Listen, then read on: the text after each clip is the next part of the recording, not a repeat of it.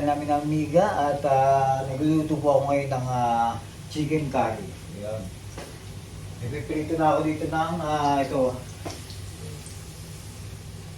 patatas at saka karo. Pinipirito ko muna ang patatas at saka karo para daw sabi niya miga, kaya miga ko natutunan yun eh, na masarap ang curry or kung may halo kang patatas at karo, prito mo muna para mas siya, sumarap. Kaya ang ginawa ko, magluluto ako ngayon ng curry at ito ang ginawa ko. Siyempre, turo ng aking amigang asawa yan.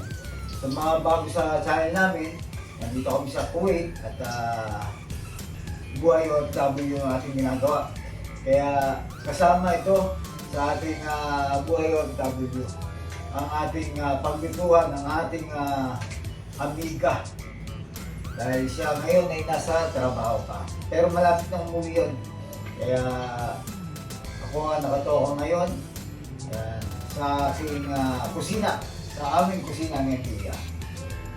Yan. Pagkatapos kong iprito ang patatas at saka carrot.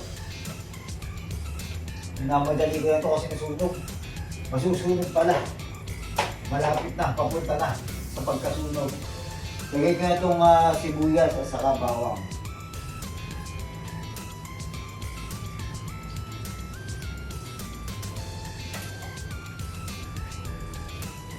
Ngayon, ang oras dito ay 10:20 ng umaga. Maaga pumasok sa amiga, kaya maaga rin lalabas. Kaya prepare na tayo ng ating uulamin pagdating niya.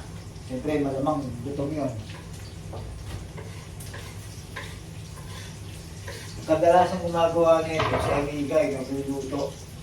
Siyempre, pagka ako naman nang nasa trabaho, siya naman yung magluluto. Pero kadalasan ganun. Paminsan-minsan lang magluto kasi kundi lang yung alam nating luto at yun ay turo pa ng aking amigang asawa.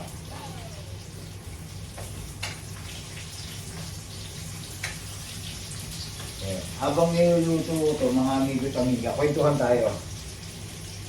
Sana panoorin niyo yung ating mga video. Ito yung buo yung mga buhay ko yung aming amiga. Yung iba doon, mga amigo natin na hinihingan din natin ng advice o inspirasyon. Tayo naman pag nag-vlog o hiningi ng payo, hindi po sa nagayabang yung ating mga kasama. Inspirasyon po sa mga ka-OFW natin. Buwan ng malaki po natutunan ng social media, ng nakaraang pandemic, marami na po tayo natutunan. Kaya lahat po ng yun ay pang-inspirasyon lang. Sabi nga natin sa kwentuhan namin, angatan lang, walang pababa.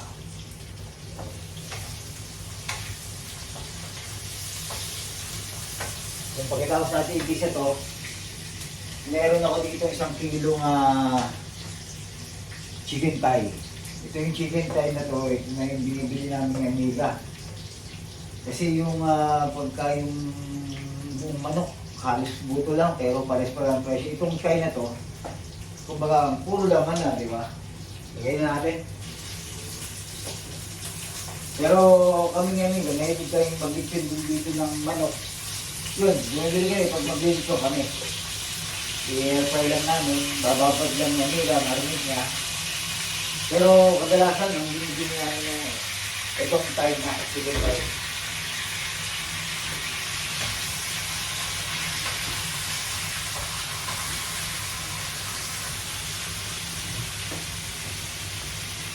Lagyan natin ng paminta. Nilalagyan na ni amiga ng mga pangalan. Kasi nga, ako yung nagluluto, minsan malabo yung mata ko. Hindi, joke lang. Gusto ko kasi may mga pangalan para, lalo na yung asin at saka asukal, di ba? Magaling mandaya yung mga yan eh. Kaya, nilalagyan natin yung pangalan.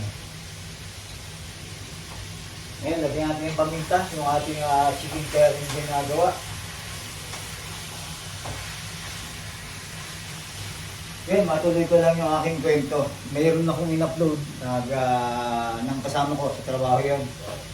Matagal na rin natin tropa yun. Naging kasama natin sa trabaho ngayon. habang break time kami, nagkikwentuhan kami at tapos sabi ko nga sa kanya na habang nagkikwentuhan kami, bakit di natin i-vlog to yung ating kwentuhan. Kumbaga inspiration din sa karamihan ng mga OFW.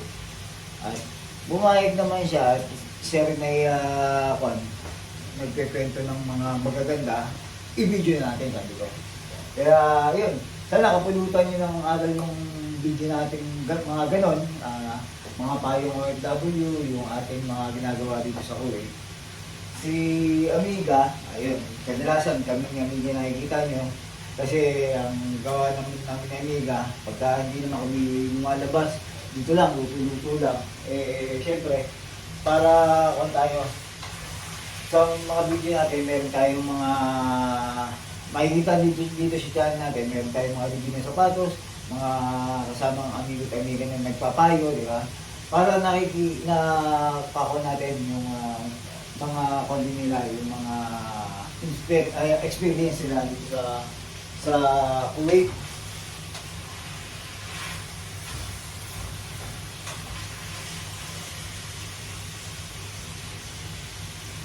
Yung sa tagal ko sa Kuwait, nung una kasi nauna ako dito eh. Nung una kasi, wala tayo siya amiga dito. Kadalasan dito ko adobo at sinigang lang. Kahit isang linggo umulan, yung isang linggo lang. Kaya rin, niluluto ako ng Lunes. Hanggang magka-day off na ako noon, hanggang pagdating ko ng day off. Kasi wala na kaming time magluto, lalo na pagka dati sa restaurant ako nagtatrabaho. Pagod talaga sa restaurant. Pag nandito kayo, lalo na kung natapat kayo sa restaurant na talagang busy. Dati ang restaurant ko dito sa Kuwait, siguro hindi lang dito sa Kuwait,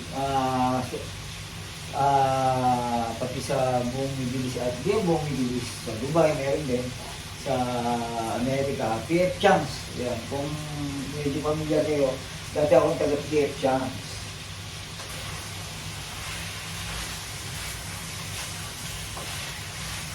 Yan. Doon naman, libre kami pagkain. Pero medyo nagtagal na, mga ilang taon na ako, siguro isang taon. Nanawa rin ako sa pagkain nila kasi laging chicken at saka beef lang ang ulam namin. Bukod doon, pare-pares din luto. Pagka yung Indiano nagluto, curry. Pagka yung Pilipino naman, nilaga. Tawag ng iba nga, water beef. Tapos ang tawag namin sa curry naman nila, dilaw. Yun ang mga starting namin.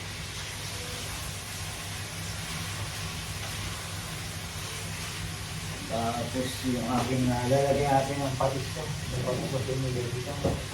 Kuha mo na akong patis sa loob.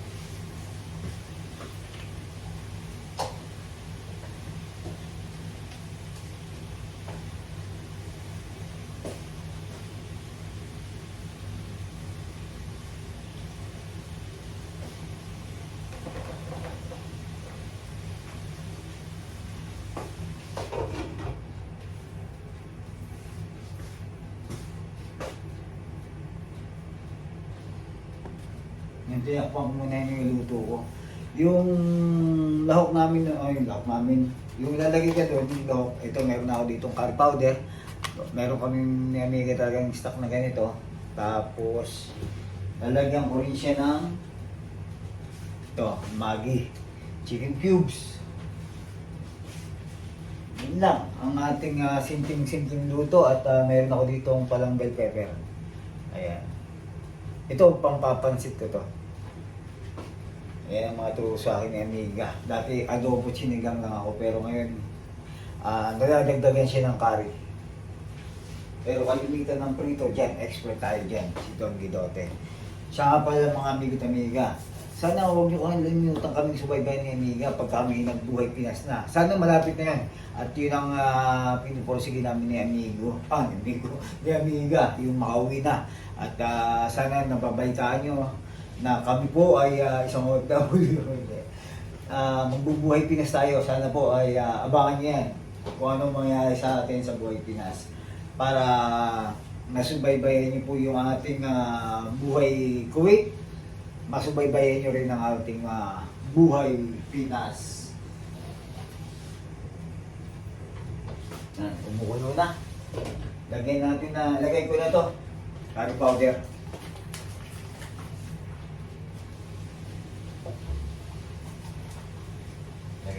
Lagay natin lahat. Kukunti na lang naman eh.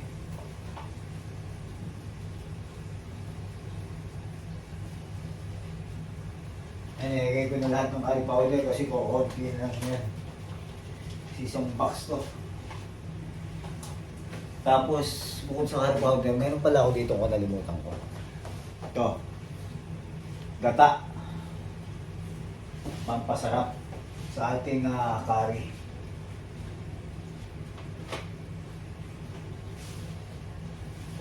Wala akong lagay ng pangkuha na akong lagay ng hindi ako ng tubig. Kung akong lagay ng tubig kasi wala pala dito yung chill ko.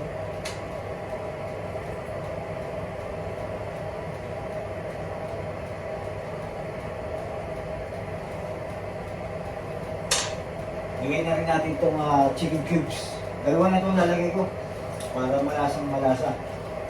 Para siguradong magustuhan ni Amiga. Alam kong magugustuhan niya yun. Wala siyang magagawa. Adan.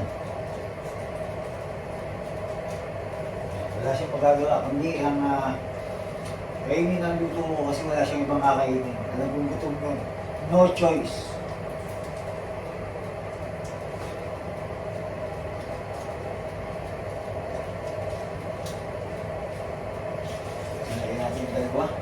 Maya ako nilalagay itong gata. Balikan natin. Yan, lagay natin ang tubig itong ating gata. Pinainit ko na ito para madali siyang matunaw.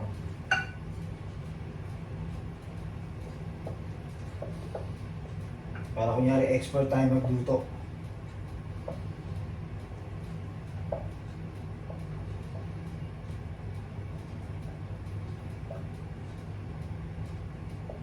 Parang dati may nakikita ako nagluluto ng curry, mayroong nilalagay na pineapple. Ewan ko, ako hindi ko nalalagyan. Kasi nung una wala tayo. Bibili pa ako, kaya naman ako mababa. Pwede ba magpa-deliver, kaso nga nakakaya lang dun sa mag-deliver. Kasi kung yun lang bibili natin, di ba? Nakakaya naman. Kasi dito ang bakala, yung tindahan, pwede naman sila mag-deliver. Kaso pag kukunti yung orderin mo, syempre kahit pa paano, tatamaan tayo ng hiya. Kailangan medyo kahit pa paano madami-dami, ilang peraso rin, no? Ilang, kaso yun, kung orderin ko isang pineapple lang, nakakaya naman. Lagyan natin itong gata.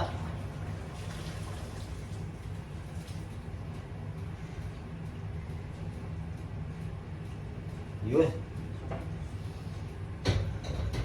Hindi pa okay ito. Titikman pa natin ito maya-maya.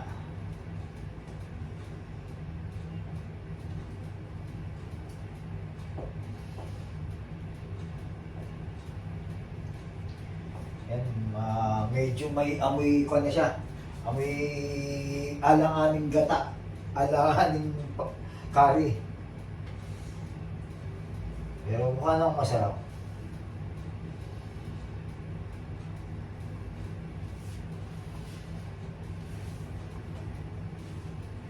Lagyan natin laurel.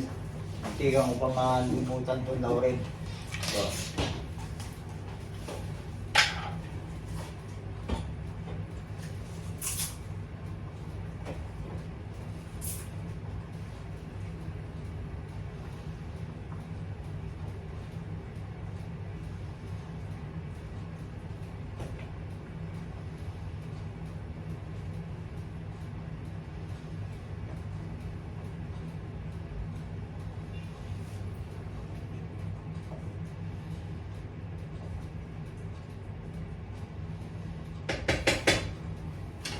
Lagay na rin natin itong ating bell pepper.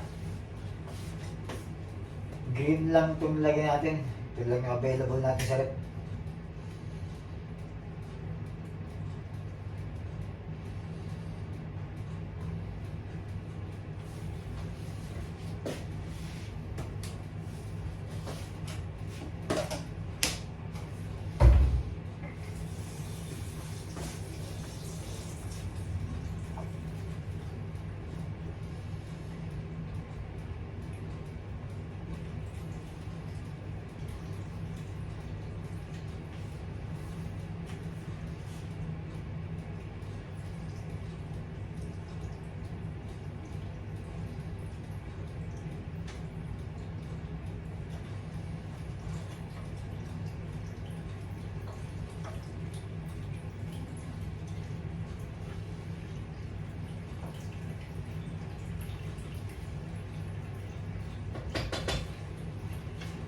nilagay yung ating patas kasi luto na naman yan. Kaya tikman natin yung ating niluluto.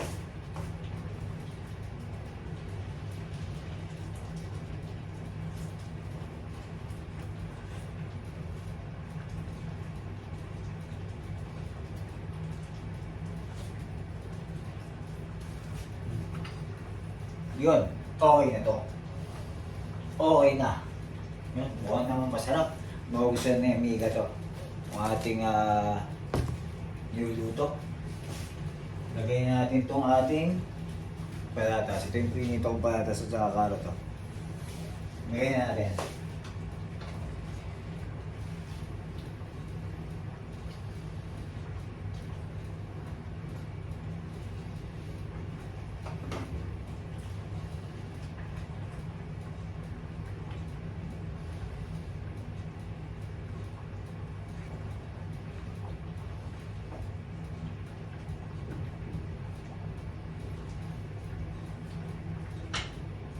Yan. Okay na. Ang ating chicken curry. Yan. Ang ating chicken curry. At okay na to. Yan. Sana magustuhan na yung Miga ang ating lutong chicken curry. Parating na rin siya. Kasi malamang gutom na gutom yun. At sana magustuhan niya nga ang ating luto. Salamat sa pagsama sa akin. Sa aking luto ngayon na araw na to. Buhay ko, buhay OFW. At ingat po at respeto sa bawat isa. Enjoy lang po tayo ngayon.